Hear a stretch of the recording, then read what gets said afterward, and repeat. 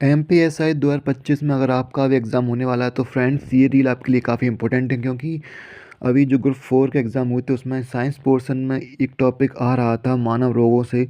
वो तो मुझे लगता है कि इसमें से एक क्वेश्चन आपको MPSI में भी देखने को मिल सकता है।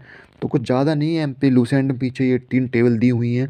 मानव में रोग बेसिकली देखिए 3 कारणों से होता है। एक होता है परजीवी वजह से, इसको प्रोटोजुआ बोलते हैं, और ज़्यादातर आपको हिंदी में भी आपको प्रोटोजुआ लिख के मिल जाएगा। ऐसे पूछेगा कि इनमें से कौन सा रोग प्रोटोजुआ की वजह से होता है। तो बेसिकली प्रोटोजुआ की वजह से सिर्फ 5 रोग होते हैं: मलेरिया, पायरिया, सोने की बीमारी, पैसेज और कालाजार। कभी कभी इनके परजीवी यानी कि प्रोटोजुआ पूछ लेते हैं कि कौन से प्रोटोजुआ से कौन सी बीमारी होती है। तो देखिए मलेरिया का तो जो प्रोटोजुआ वो प्लाज्मोडियम होता है, और पायरिया और पैसेज में दोनों में देखेंगे तो आप एंटी अमीबा कॉमन है, लेकिन जो पायरिया हो रहा है वो हो रहा है जिंजवेलिस से, और जो पैसेज है वो अपना हो रहा है एंटी अमीबा हिस्टोलिटिका से। अब इसमें आप लोगों को डाउट आएगा तो उसको मैं एक ट्रिक बताता हूँ कि पायरिया में या 2 बार आ रहा है तो उसकी प्रोटोजोआ में भी एक वर्ड की रिपीटेशन होगा। इसमें देखो जा 2 बार आ रहा है, तो इससे आप याद रख सकते हैं कि पायरिया का जो प्रोटोजोआ वो है एंटी अमीबा जिंजेवेलिस, और पैसेज का फिर कौन सा हो जाएगा एंटी अमीबा हिस्टोलिटिका,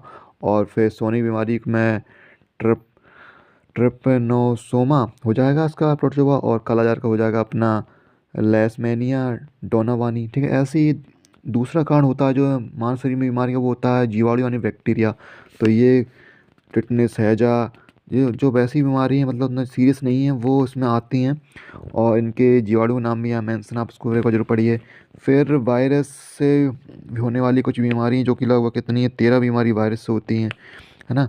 तो वायरस के ट्रिक बताता हूँ, अगर आपको समझ में नहीं आ रहा एग्जाम्स में कि कौन सा रोग किससे आप नहीं पढ़ के गए तो आप एक ट्रिक याद रखना, जितनी भी बीमारी हो ज़्यादातर जो इनके वैक्सीन बने हुए हैं वो ज़्यादातर वायरस से होते हैं। जैसे अब देखो एड्स की तो नहीं बनी, बस डेंगू पोलियो की वैक्सीन बनी हुई है तो ये भी वायरस से होता है ना। छोटी माता बड़ी माता की वैक्सीन होती है तो ये भी वायरस से होते हैं, है ना। रेबीज की भी वैक्सीन है तो ये भी वायरस है। जितनी भी लगभग अगर आप पढ़ के नहीं गए हैं तो आप इससे अनुमान लगा सकते हैं कि जितने भी सीरियस बीमारी वो वायरस से होती हैं। तो गाइस अगर आपका MPSI एग्जाम है तो इस टॉपिक को जरूर एक बार देख के जाएँ। थैंक यू, वीडियो को लाइक करें, चैनल को सब्सक्राइब करें। Thank you so much.